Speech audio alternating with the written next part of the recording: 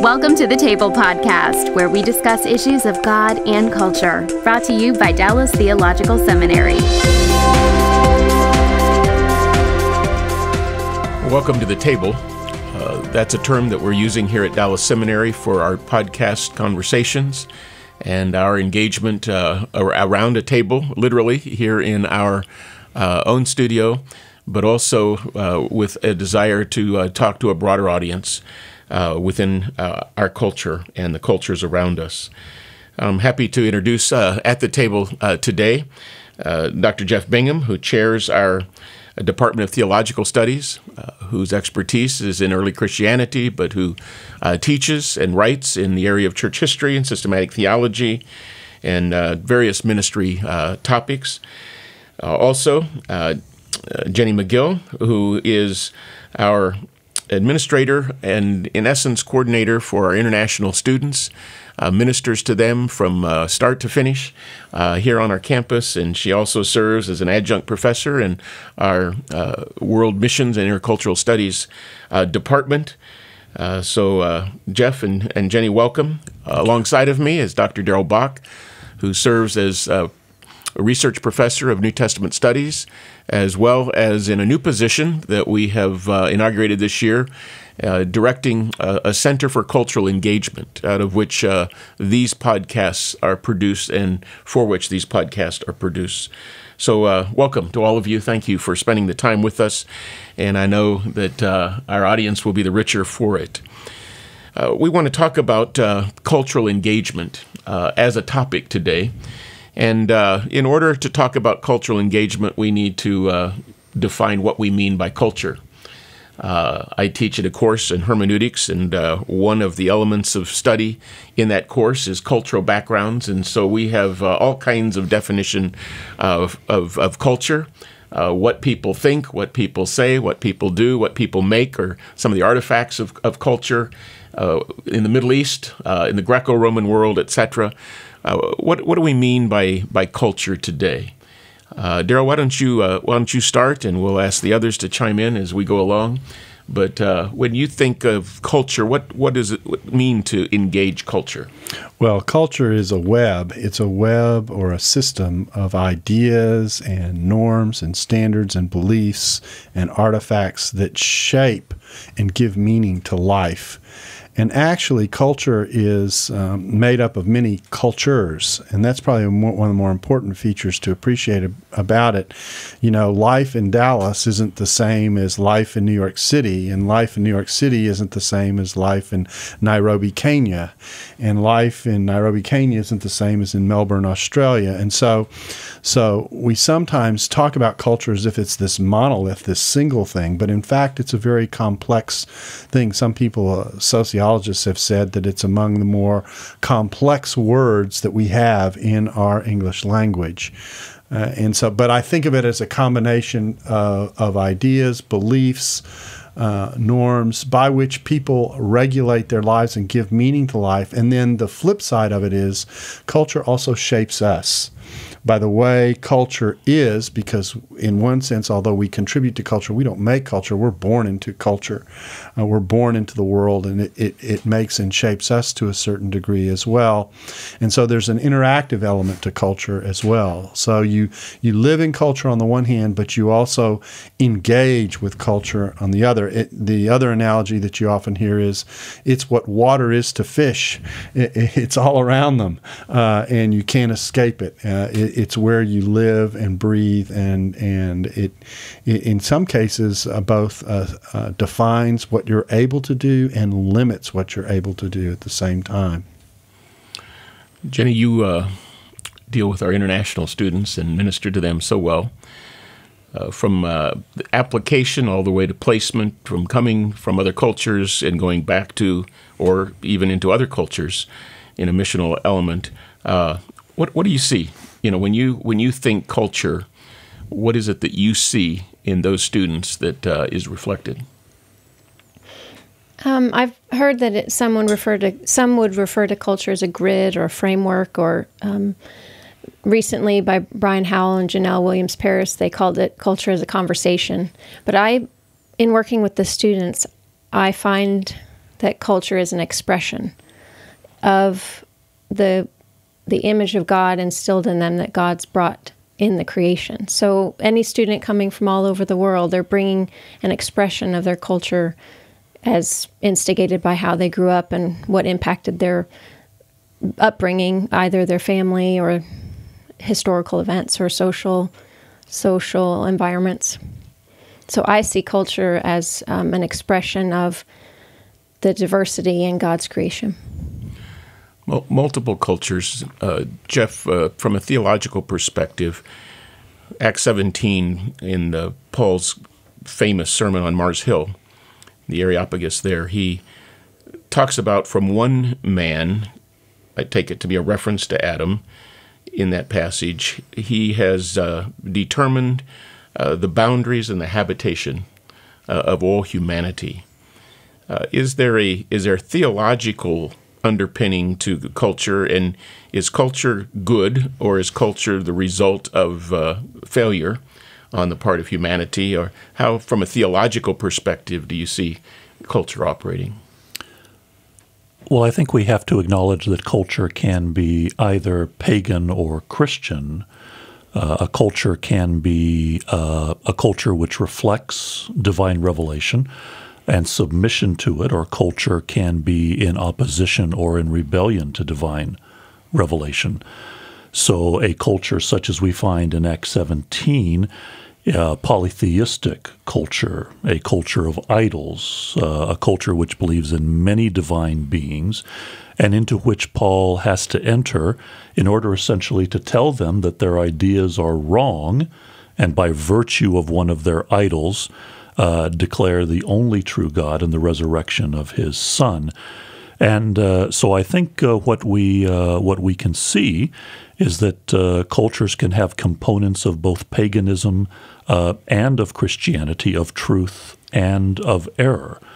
And Christian communities can be combinations of truth and error, as can non-Christian or even pagan communities. So even in a community out of which we get a Plato, we have Plato's monotheism, but then we have also a Hellenistic culture which has other aspects which we would definitely declare as being in contrast with a Judeo-Christian concept. Cultures can be true. Cultures can be false in terms of their relationship to divine revelation. No culture is perfect. No. And no one ethnicity has God's trump card upon it. How do we see, and Daryl, from a New Testament perspective as well, how do we see God loving the world on the one hand, and what does that mean in the way we define culture, and friendship with the world being enmity with God on the extreme side, on the other side?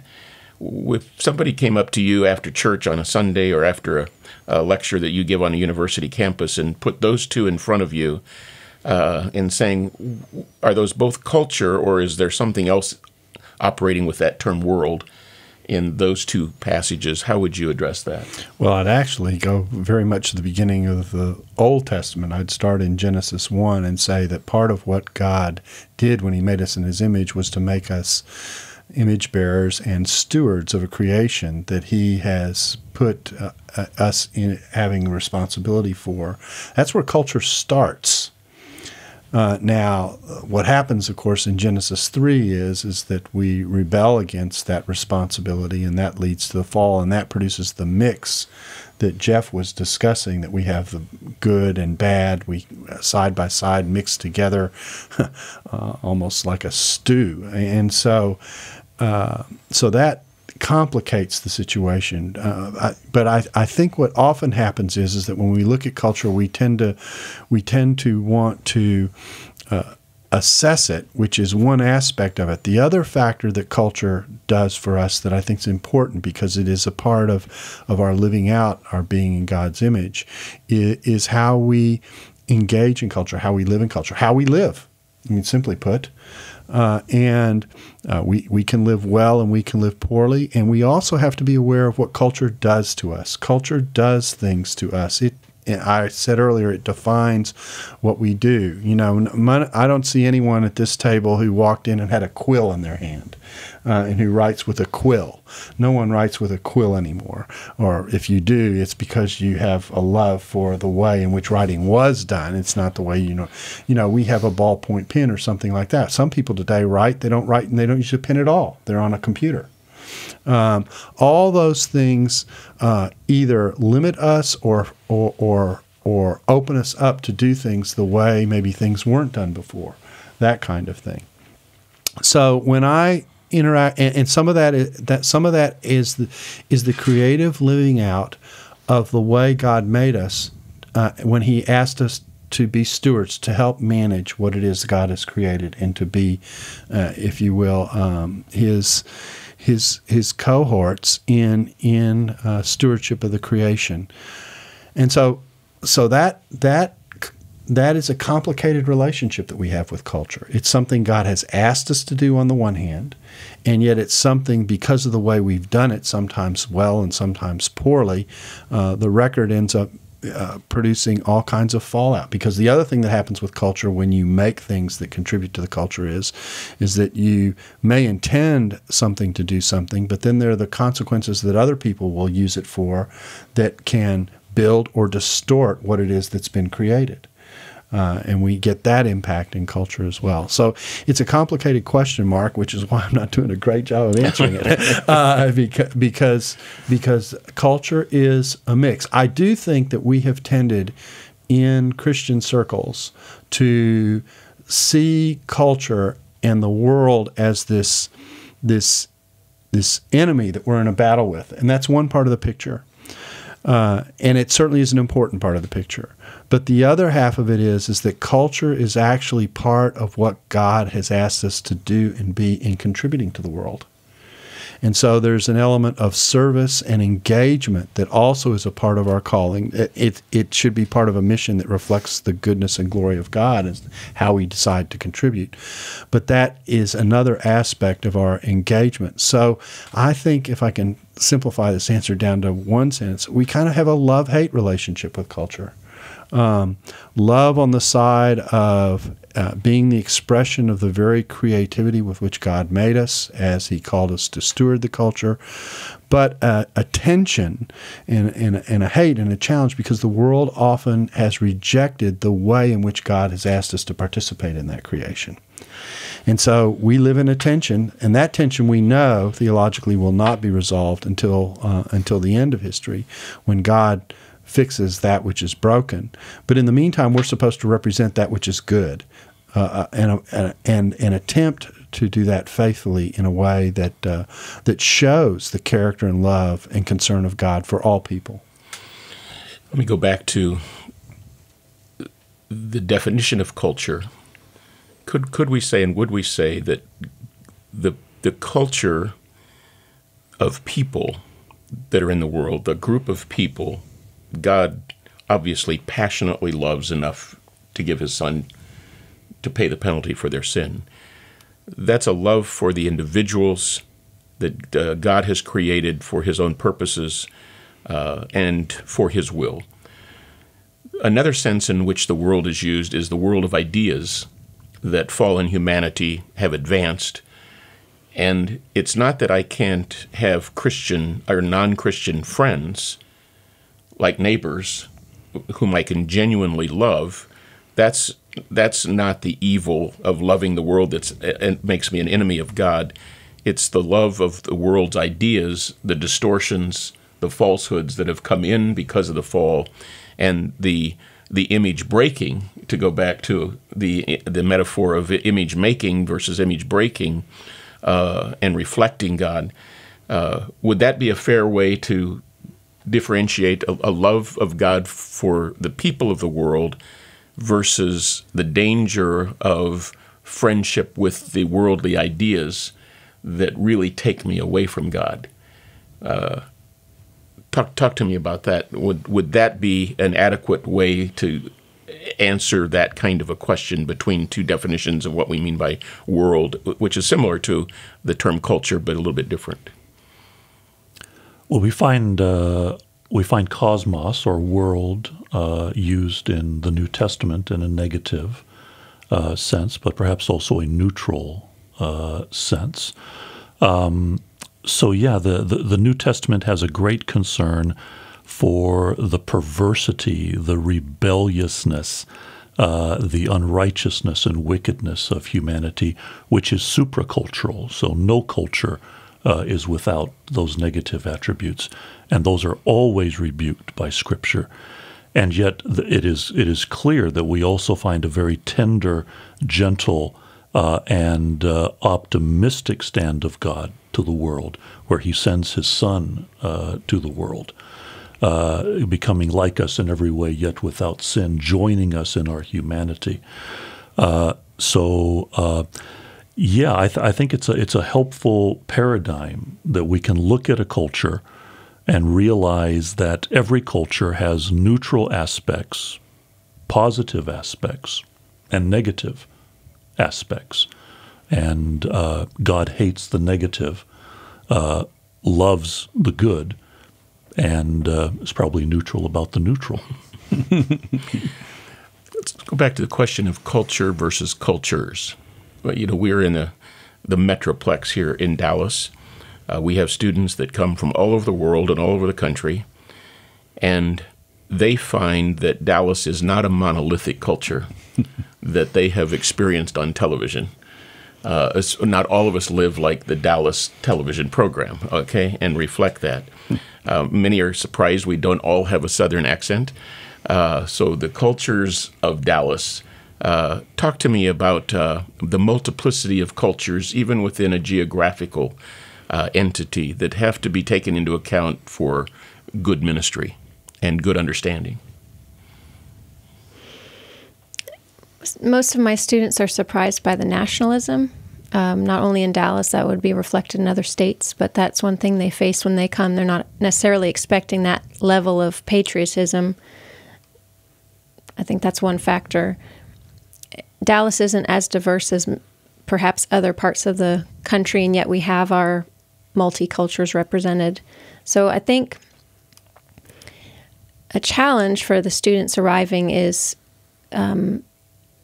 adapting not only to the idioms or the language or the dialects for foreign students, but also how they're hearing their peers and professors express their faith in a culturally driven way. Without, they're now being brought into another culture expressing its version of Christianity. So sometimes I get very fascinating comments on what they're hearing, what is being represented as Christianity. Would it be fair, Jenny, to say that sometimes students from the outside see things about the way we express our Christianity that we might not be aware of because we live inside the culture, and so we don't see how culturally framed that particular expression of faith might be? Is that what you're hearing from when you hear students comment from the outside, that kind of thing? I would say so. One of my favorite psychologists, she's in Biola, she says every culture has its pathology. And I like listening and learning from the other students of they've given their heart and lives to follow Christ, and how are they seeing the situation that gives me the exposure and the awareness of, oh, maybe I actually had a blind spot. Maybe I don't see in totality. I have a cultural representation of what I understand and the way that I've been socialized my whole life. Whether or not I've traveled, which I have internationally, I still have been socialized over years to see the world a certain way.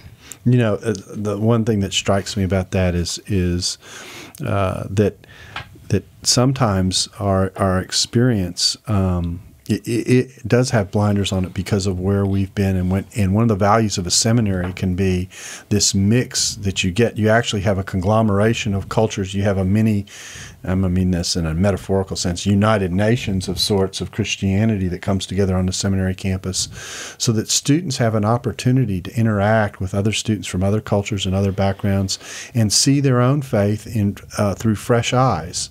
that they normally wouldn't see if they were just in their own communities or home churches, et cetera, which tend not to be as diverse as a seminary campus is. And I think of Houston. Houston has actually just been named, I think, the most diverse city in the United States, and we have a campus there. And our campus is actually located in a place that reflects very much of that diversity. There are actually enclaves in Houston that are very clearly nationally marked for. I remember going back to Houston. I grew up in Houston. I remember going back to Houston and going to a section of the city that has become a little Vietnam, for lack of a better description, and I'm sitting here going, boy, that's not the Houston I remember in this part of the city. And so it's really, it's changing. And that forces us to engage at a level and with an awareness of the difference as we interact with students and as we seek to train them to engage in how to help other people think about how they engage in life with this diversity in a way that we haven't before. So I think the issue of cultures within culture is actually another one of the tricks that makes this category of discussion and this aspect of life challenging for us, because most of us are used to living in our own communities with our own expectations and that kind of thing. And so it takes extra effort to be sensitive to learning why people think differently, how they put the world together differently than we do. Jenny, let me ask you to follow up on it. Give us, in our audience, an example. You mentioned the nationalism. We've often heard the incredible individualism of American culture, that it's my way, it's my thought, the lack of community involvement in one sense. What else have you heard from international students as they come here that we might not expect in the expression of, like you said, the expression of faith, the articulation of faith? What give us an example, if you can, of how it would be different. Well, I have several, but I'll pick the first. If certain students are coming to the U.S., and most Americans would define the self as me. For many of these students, they would define the self as other. And everything they choose, the words they use, the gestures they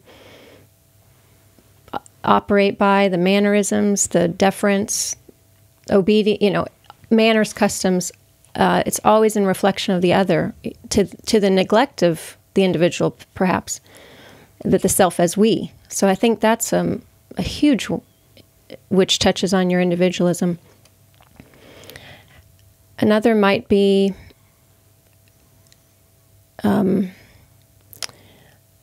expression in, I think that's a good example to the prior one was a huge one, but also I think the expression of their identity would have been placed in different things. Growing up, they would have more of a extended familial identity, which again gets into collectivism, whereas in the United States, our identity might be in the purchases we make or the products we've lived by, or various orientations that we could adopt. So that's the source of our identity is quite different among students coming in as well. That's helpful. Let me move on to another question. In light of that, in light of the way our culture is perceived, and then to multiply that by a Christian orientation in a non-Christian, dominated culture, which is a rapidly changing environment for us within our own country here in the U.S. Why is tone so important? Why have we lost the voice in the public square? And what can we do to be salt and light? Obviously, our desire to engage the culture has multiple motives, not the least of which is to influence it for righteousness, obviously, and for Christ. But what are the hurdles that we need to think about that keep us from effectively doing that? Daryl, let me start with you, and then Jeff, if you would chime in, and then Jenny, maybe in that order, so you can have your thoughts prepared as we walk around the table. But why is the tone and approach so critical? Well, I think the New Testament's actually pretty clear from the beginning that if you stand up for God and represent Him, there is going to be rejection. So I think the expectation of, if I can say this, popularity is not something that the New Testament tells us to expect. It is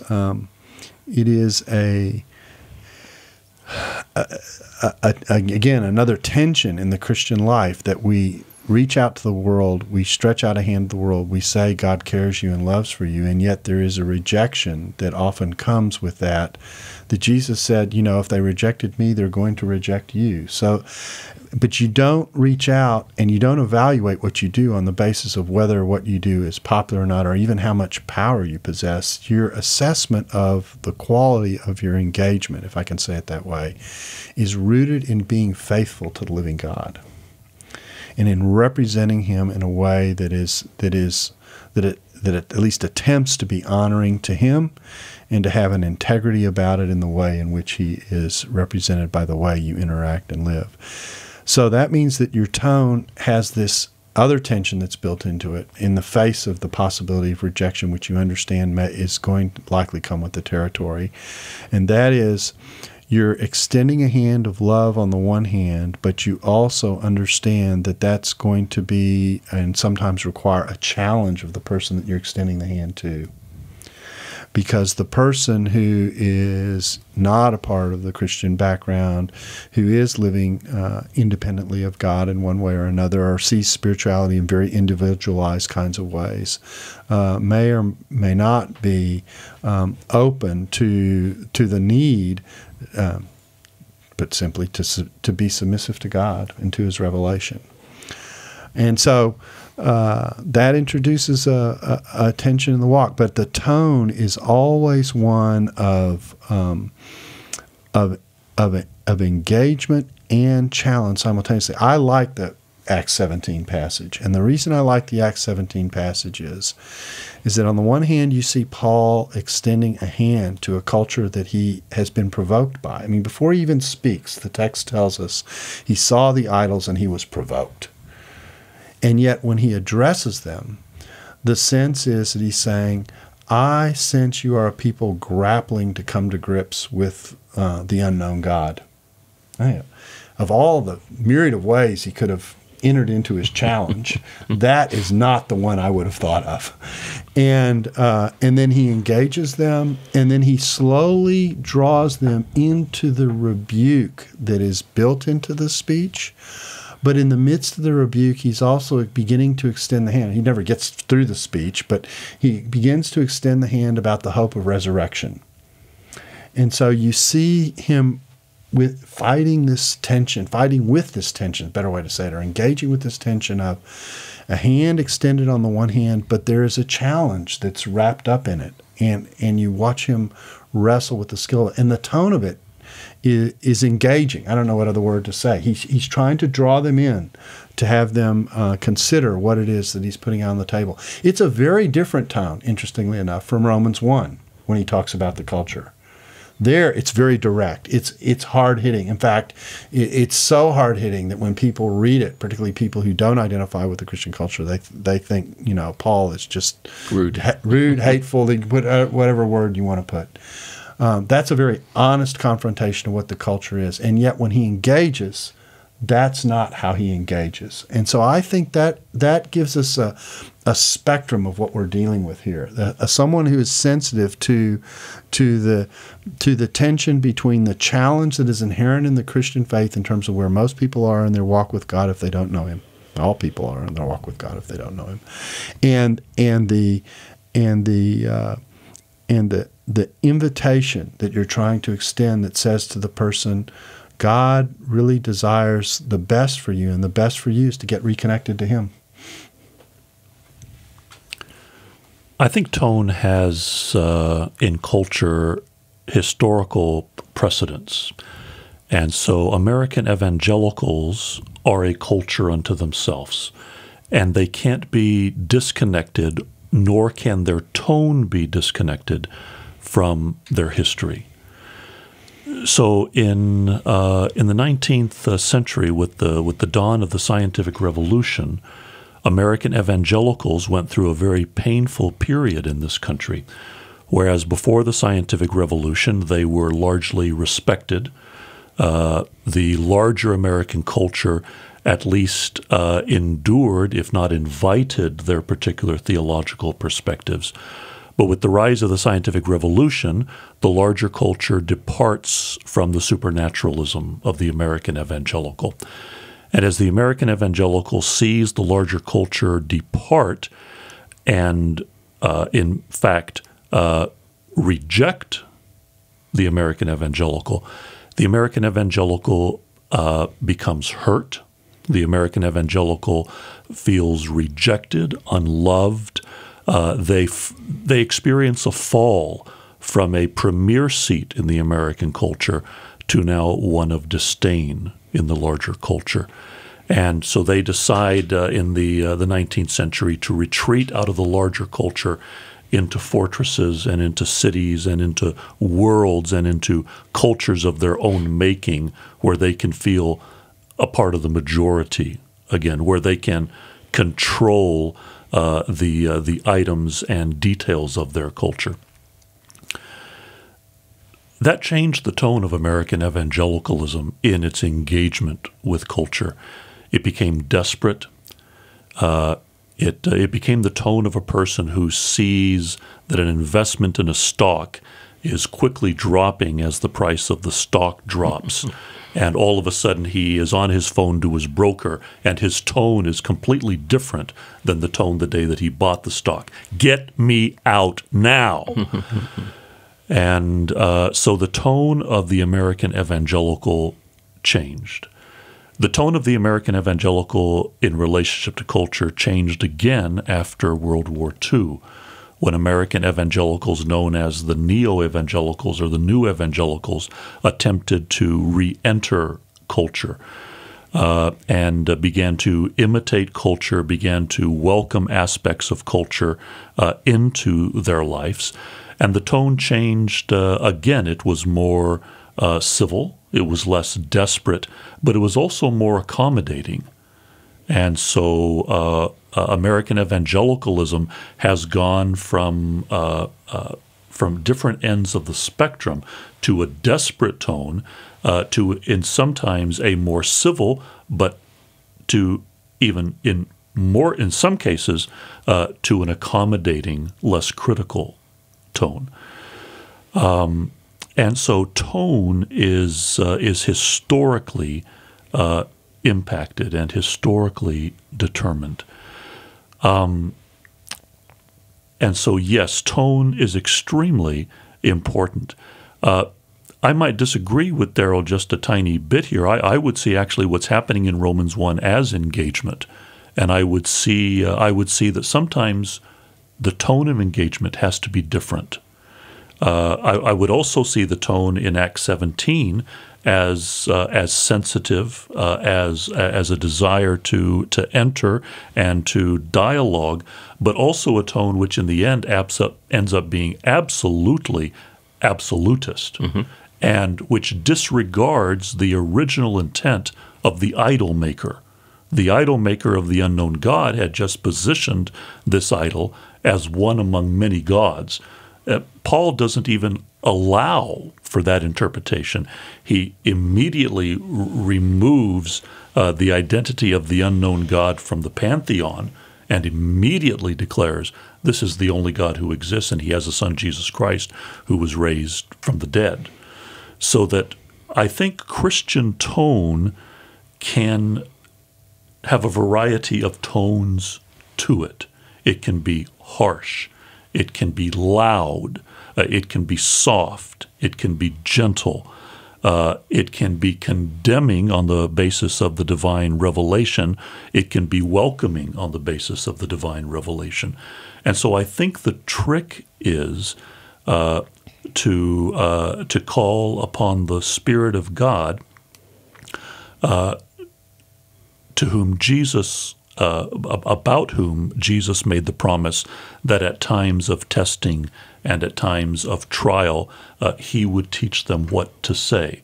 I think there is a way in which we need to return to that gospel promise that was given specifically to the disciples and ask that in relationship to us, the Lord be merciful enough to return that to us so that the Spirit would give us, as he gave the early disciples, the right tone at the right place. And I believe that tone can be diverse as we find the tone of Jesus, the tone of the prophets, the tone of the lawgivers to change with different circumstances. So the point that you're making, Jeff, just to underline, because I think it's an important point, is in the midst of the process of engagement, your own tone, even though you're the same person in one sense, may shift. I agree with you about Acts 17. Acts 17 is an entirely, if I can say it, subversive speech. Mm-hmm. His goal is to take them where they are, and by the time you get to the end, bring them to a place where they certainly are not. Absolutely. And in the midst of doing that, he does all kinds of things. He identifies with their cultural artifacts to start off with, but then he uses their own poets in the midst of making his point. But then he turns that in direction, I think, in a way to get them to think, or at least the attempt is, I think, to get them to think about the way they have viewed certain things in a completely fresh and new way that undercuts the way they thought about it before. At least that's where he's trying to go. And so I think that's one style. It's the same person. Paul's the same person in Romans 1 that he is in Acts 17. Right. And so I think that one of the difficulties that we have in talking about tone is we think, well, we should always be this. Well, in fact, that's not. You don't see that in Scripture anywhere.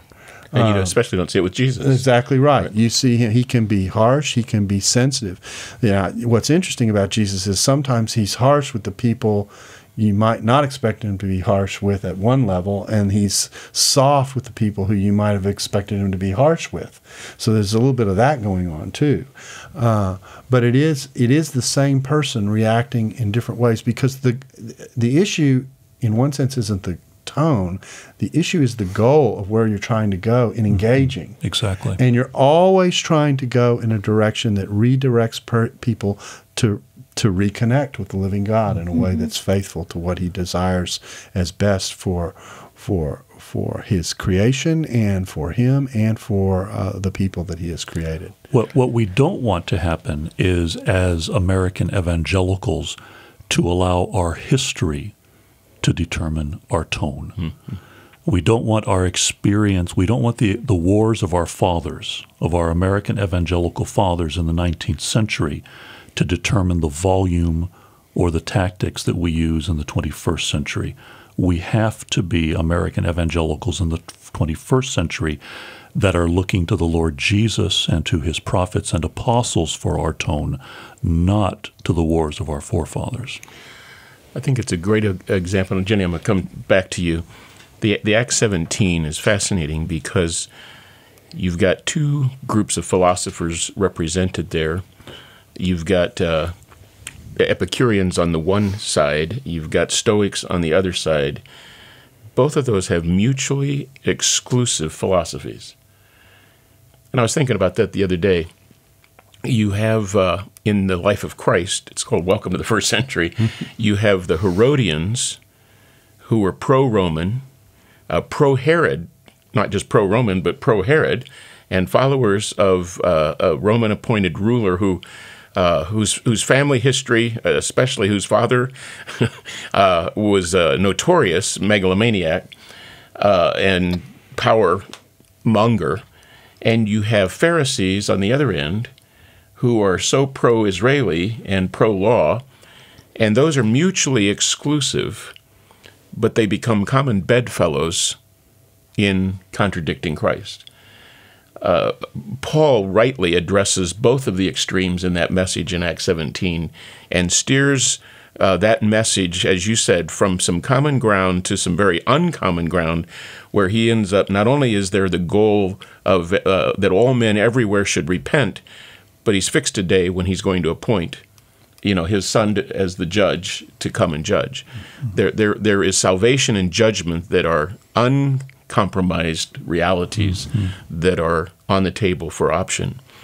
I think it's ironic in our own culture, in the U.S. and even beyond, that you have pluralism and you have very, I hate to use the word evangelical atheism, but very, activist atheism. Those are mutually exclusive, but both are tolerated within our culture. Christianity, which obviously we believe has the answer, is not tolerated in our culture. So we're sitting here in between the vice grip that has some good New Testament, teaching for us of how to articulate our faith in the midst of that. And Jenny, then we come back to you with that. What I think is part of our challenge in America that our foreign students help us understand is that Christianity in many other countries has never been a majority view. It's never been a majority cultural expression. Even we would admit that true Christianity has probably not ever been our majority cultural expression either, but the perception is that we've been a quote-unquote Christian country. They've come out of a minority situation. We're going into a more minority situation. Those students have a lot to share with us of how do you live the Christian faith in a contrary cultural environment. In following up with Dr. Bingham, it was excellent that he pointed us back to beg Christ on how we should be engaging with our tone and our words. So I would mention James here, that I can only speak as an American, so I'm speaking to the Americans in the audience, that we better be very careful that before we're speaking, we have looked at ourselves and confessed in long self-introspection with the community of faith around us before we open our mouth. And I think we might be led by Christ in that. So the burden I have for my American peers is sometimes we're not quick to listen, slow to speak, slow to become angry. We're antagonistic without having asked Christ to give us the tone and words to speak that he would have us use. And that comes up, as you say, with students.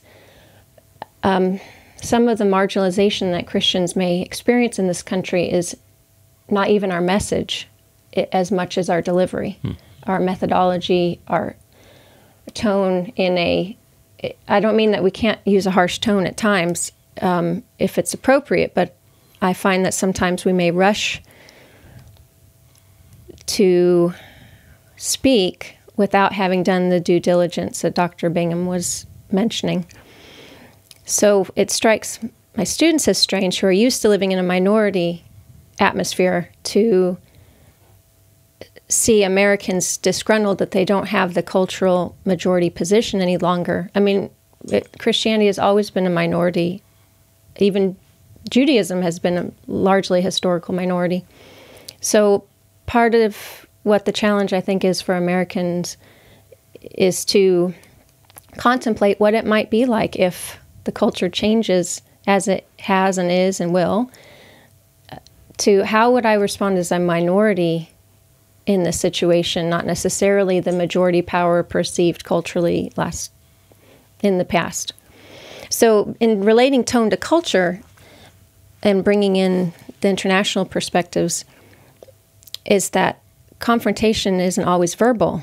And especially in Dallas or wherever we're living in the United States, different cultures are going to hear and respond to conflict differently, not just words, not just verbally. So we might think creatively, and if we have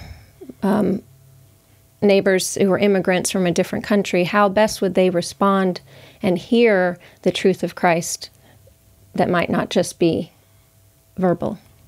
So that brings in a dimension we haven't talked about that I think is important to this conversation, and that is that engagement isn't always just about ideas.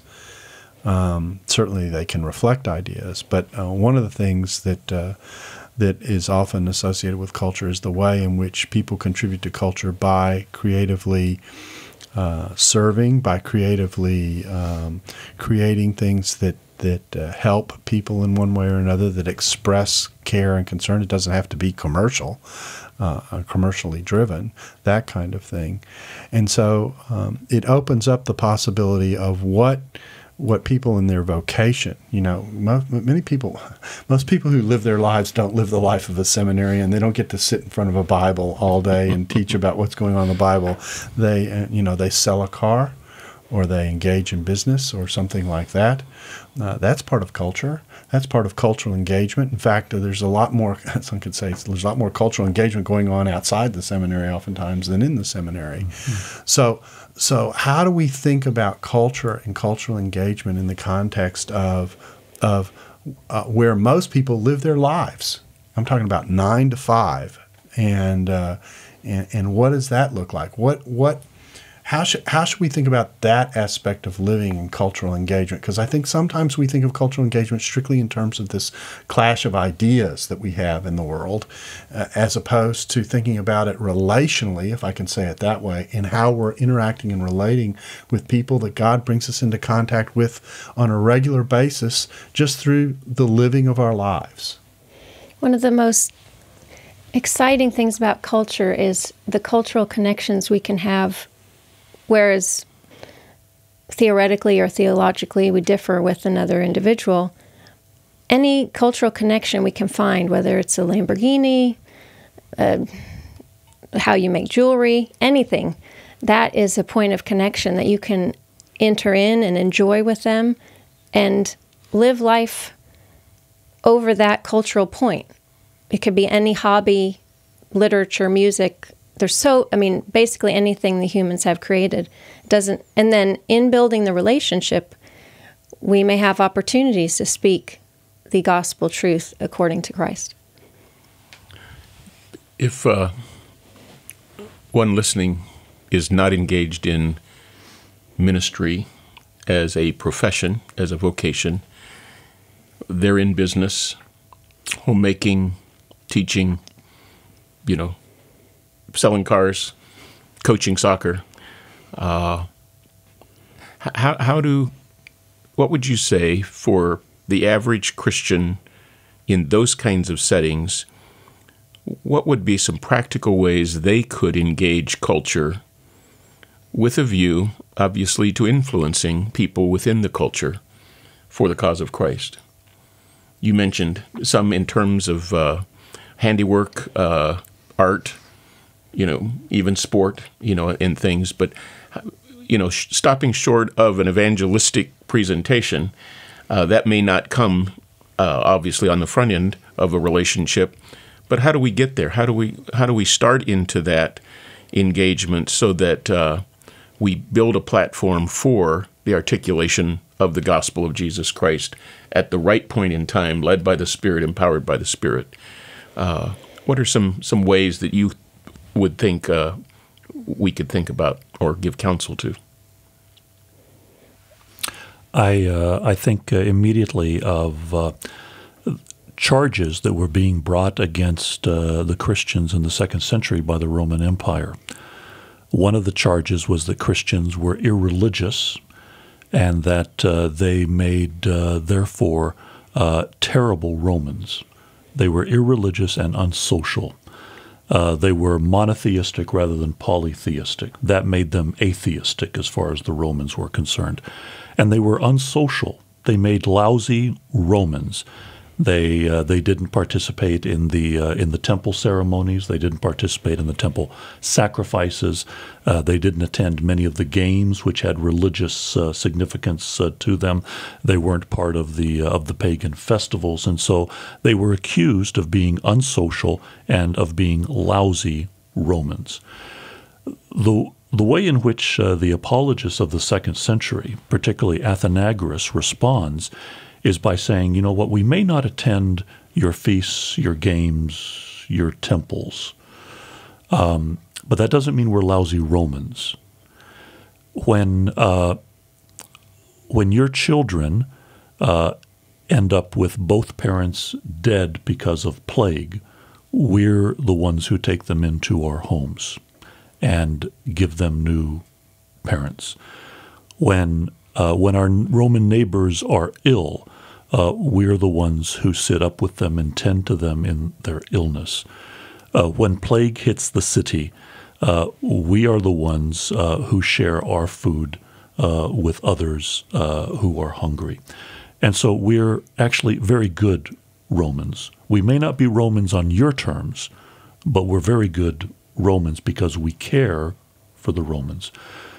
I'm thinking that in answer to your question, Dr. Bailey, what happens here is that Christians look for ways to serve, that Christians look for ways to become good neighbors, that Christians look for ways to become good business partners, and in so doing excel in the virtues which are Christ-like and distinctly Christian. We become servants of the citizens of our culture in ways which do not compromise our ethics and our call to virtue. Your example is a good one, and I think of something that happened a few years ago when Katrina hit New Orleans. And it was the religious organizations that rallied around the caring of the people who had scattered all across several states. I mean, Dallas absorbed a lot of people, and Houston absorbed a lot of people, and of course Mississippi and the states to the east as well. And there was an editorial in the New York Times, which isn't exactly a Christian publication, and in it, the Times said, in effect, where will we be on the Katrina catastrophe without the religious organizations that came in and served, in effect, so well?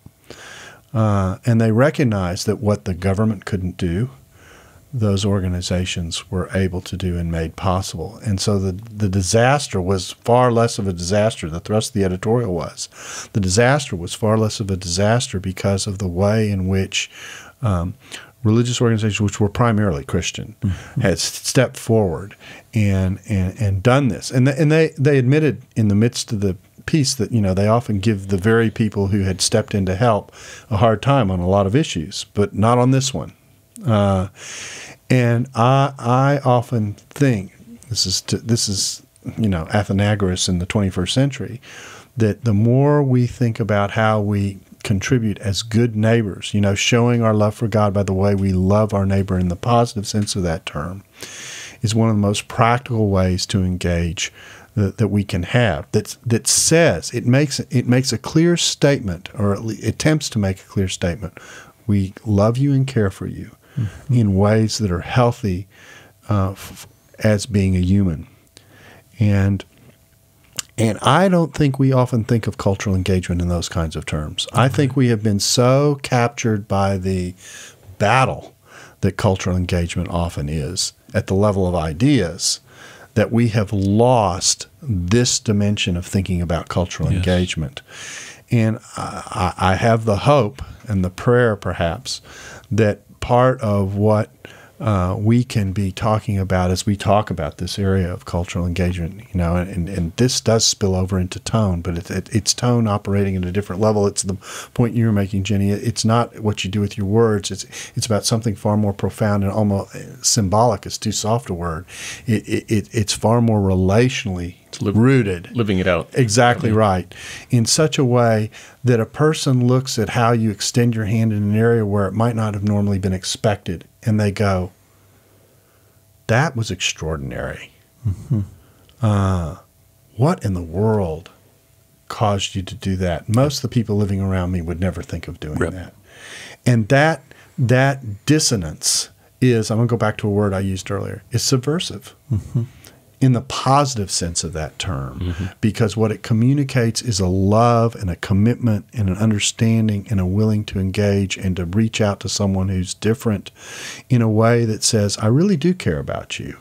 and what's good for you and what your welfare is. I'm not just in the business of shaking my finger at you. I really want to. I really want you to understand I do care about you, and I think we far underestimate the value of what that kind of relational personal engagement can engender in people. And we don't talk enough about it in the pulpit. No. Well, it was the Lord Jesus who said the Son of Man came to serve and not to be served. And so there is our model of cultural engagement in one direction, that we exist in culture to serve and not to be served. And in doing so, we imitate the Son of Man. And I think in one sense, whether we use the term culture, but the profile of a committed Christian living a godly life in front of those cultures would be, if all believers were out of debt, we might have a better standing to say our country ought not to be in debt. If our cultures were modeling marital values, we would have a better basis of talking about biblical marriage and sexuality. Like faithfulness. And faithfulness. Yeah. And I say this not at all to draw attention to me. It's my wife who deserves all the credit. We had an Indian couple move in across the street from us in our when we first moved here to Dallas. And Avna and Bashok were the couple. Delightful couple, and she and Barbie started walking just around the neighborhood. But the question that broke the ice in the ability to witness was, why do your boys love you? They're respectful. They saw in our boys a respect for Barbie, and they probably knew that I would, fix it if they weren't. But I never allowed them to be disrespectful to her. But the fact that they loved their mother, even into the junior high years, so much so that my youngest son begged my wife to apply for a teaching position at the school where he was attending, so he could hang out with Mom. Well, that was a little bit unheard of from her perspective. That's pretty exceptional, Mom. That is exceptional, maybe. But that's why I said I have an exceptional wife. But what the amazing thing was, here is an Indian couple that has the idol box in the house, living across the street from us.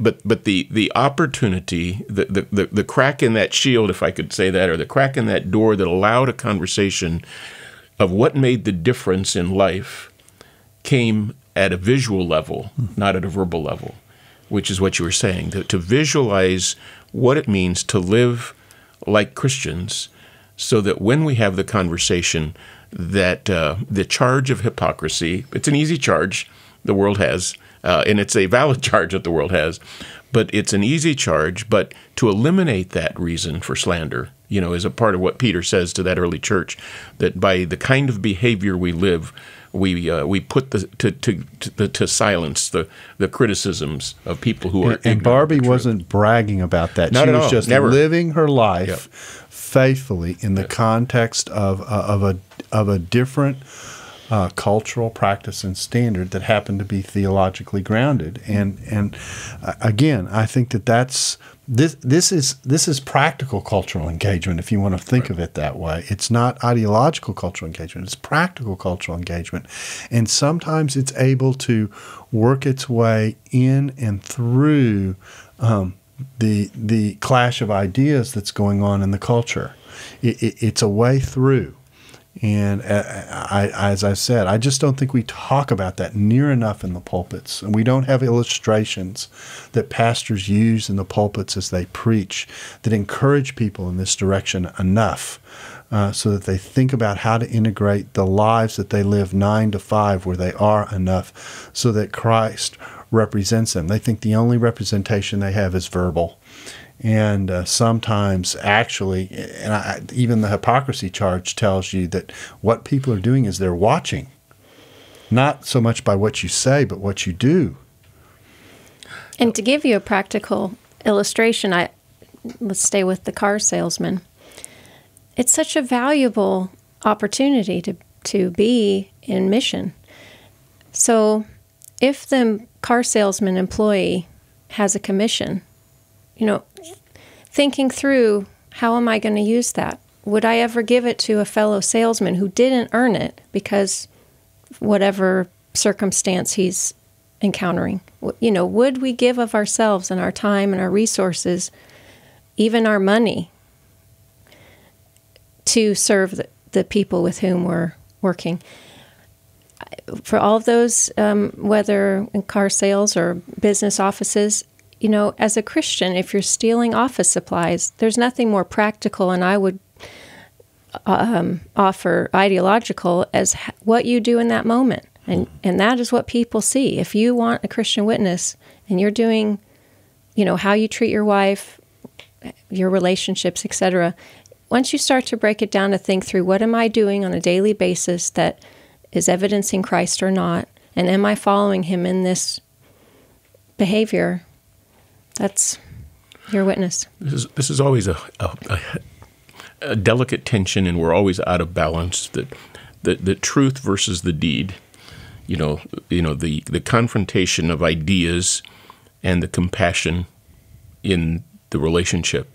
And the church, Jeff, as you mentioned, our model is not our history, because we've been out of sorts on that. And we have in the fundamentalist, modernist controversy, it shifted one way, it then grew back into another, it continues to shift back and forth, and so we have now mission for mission's sake that you wonder if there's ever a message that comes through. On the other hand, there's the message, and we're not sure whether the person cares about whether that message gets believed or not. We just get to say we had the mission and when we shared the message, right. And that's a delicate balance. And I think. How do churches and individuals, this will be our last question, how do our churches, as well as we as individuals, how do we fight to keep at least more balanced? We'll never be perfectly in balance, but how do we fight to keep that balance? What are some practical ways we can be thinking that ask the hard question to rebalance us, at least to one degree or the other? Well, I think to the extent that ministry has a relational component to it, there has to be this wedding between whatever you're communicating verbally in this relational dimension that a person senses in some way, and they may react to it like the Romans did. And, the reason the Romans called Christians atheists is because everything that they did and had a polytheistic religious significance tied to it. The ancient world was not our secularized world where there's this public square that's kind of neutral and detached from religion.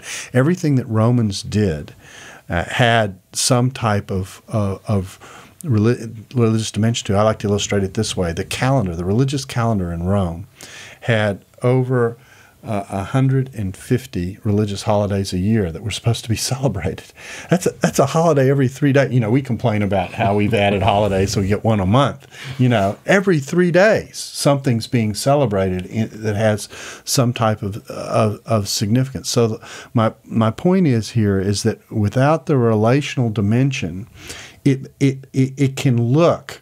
It can look like, well, all that you want is to have a notch on your belt. All that you're interested in is communicating faithfully that you've shared the gospel, but do you really care about me as a person, that kind of thing. So I think at some level it's got to have a relational element in it. Even if that relational element sometimes has a challenge built into it, it's still this person has a sense of, well, I know you said that to me because you care, that kind of communication. I think that's one way to do it. And I think the other danger is that sometimes you can so push the relational side of it without explaining the core relationship that drives you, that can be empty. One of the challenges that we recognize that we have in American Christianity within our culture is that we've had the advantage of at least the tip of the hat towards Christian values, Christian symbols, Christian verbiage, Christian holidays for a long time, and we in some respects, have confused that democracy and Christianity. And now we come to a position in our culture where if we get outvoted, the issue of being disenfranchised, the anger, the reaction, our tone, it's hostile, takeover becomes the message, and we have mistakenly identified Christianity with an ability to win an election. And that's going to be a constant challenge for us as we go forward. Let me leave you with one illustration that was meaningful to me. I was with a friend the other day, and he said, let me tell you how, and he mentioned another Christian who engaged the culture at a restaurant like I've never seen before. They were getting ready to pray for their meal, but they intentionally waited to pray for the meal until the wait person came back to the table. And he reached out and he said, we're getting ready to pray a prayer of thanks for our food. Is there anything we could pray with you about? Anything we could pray for you? Is there anything on your mind or in your life for which you would like us to pray? That opened a conversation that ultimately led to 2 more meetings and that person coming to faith. Yeah. It was a very simple, gracious, non-confrontive, and yet fairly bold approach. So very relational. But a very relational approach to reach out and say, could we pray for you? And out of that came the conversation that ultimately brought that person to a saving knowledge of Jesus Christ. It can be as practical as that, but the challenge to represent Christ well in a very complex set of cultures is what we face, and yet that's the privilege that we have at the same time. That's why we're just getting started in this in some ways and talking about it, because I do think that we wrestle as a community, as a Christian community, with how to balance these features that we all sense create tensions within us. And so the question becomes, how do I do that faithfully? How do I do that well? I don't measure it by victory. I don't measure it by popularity. I should measure it by a kind of faithfulness that's committed to honoring and representing God well, and lifting Him up in what He represents well. And that may bring curiosity, that may bring hostility, that may well bring rejection, but that's part of the calling. And if we do that well, there will be people who will be drawn by the Spirit of God to consider what it is that we're representing.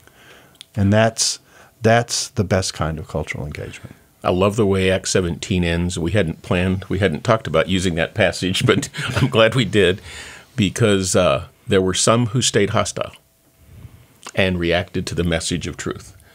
There were a couple who came to Christ, a particular man and a particular woman that get referenced.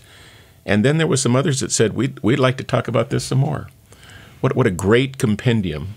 We will have people who will reject the message. We will have people who will stay interested if we're willing to take the time and the patience to engage. And there will be people who will respond.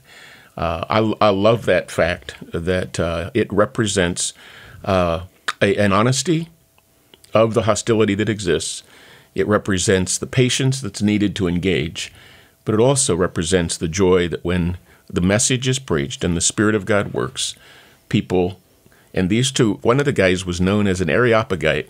He hung around that hill all the time. he was known for being one of the dialoguers. That's something I haven't been called recently. I mean, neither. I'm not known for hanging around the philosophers too often. But he was known as somebody who hung on that hill for a long time, enough to be called basically a Marshillian, an Areopagite. And but that was one you would probably not expect to have made a confession of faith on that particular day. But God chose, with the truth, through the Spirit, to bring him to Christ. What a great hope and joy that we have. That's our goal, to engage with the ultimate purpose of seeing people understand who God is through his Son Christ by the ministry of the Spirit in their lives, and come to a different culture that will last for eternity. God bless you. Thank you for being a part of this discussion today. Thank you. Thanks for listening to the Table Podcast.